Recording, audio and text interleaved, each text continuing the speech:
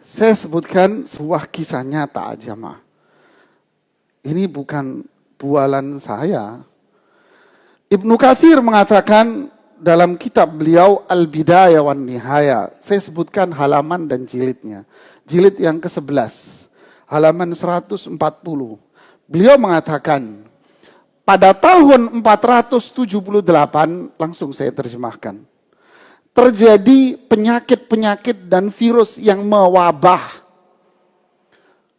Terjadi virus-virus yang mewabah saat itu di kota Irak, Hijaz, Makkah, Madinah, dan di daerah Syam, Palestina, Suriah, Libanon, dan Yordan.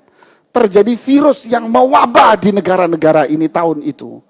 Dan itu diiringi oleh kematian di saat itu yang mendadak akibat dari virus itu. Kematian luar biasa di negara-negara itu. Dan diikuti pula oleh kematian binatang-binatang di daerah itu. Hatta azzatil albanu wal luhum. Sehingga kami susah untuk mendapatkan susu dan daging, bahan pokok.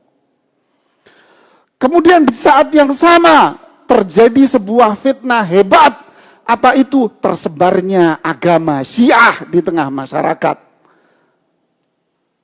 Mereka melakukan pemberontakan terhadap umat Islam.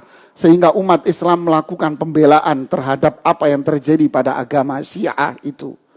Dan itu terjadi di bulan Rabiul Awal.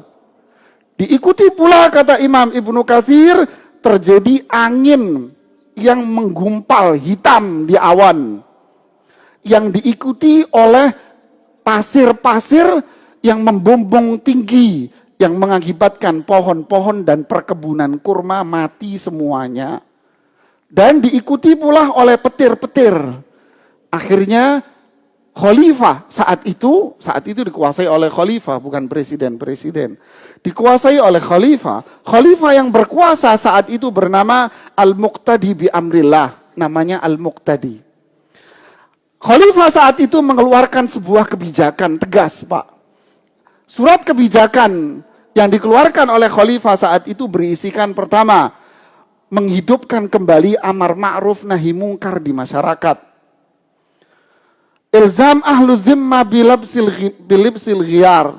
Mengharuskan orang-orang non-muslim, yaitu perempuan-perempuan yang non-muslim, ketika berada di lingkungan orang Islam, dia harus menggunakan jilbab.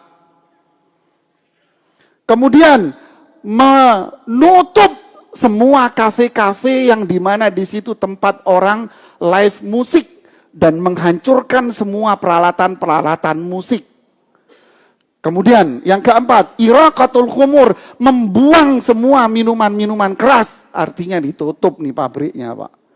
Wa ikhraju ahlil fasad minal ardi, adapun orang-orang non-muslim yang ingin merusak umat Islam diusir dari negeri Islam.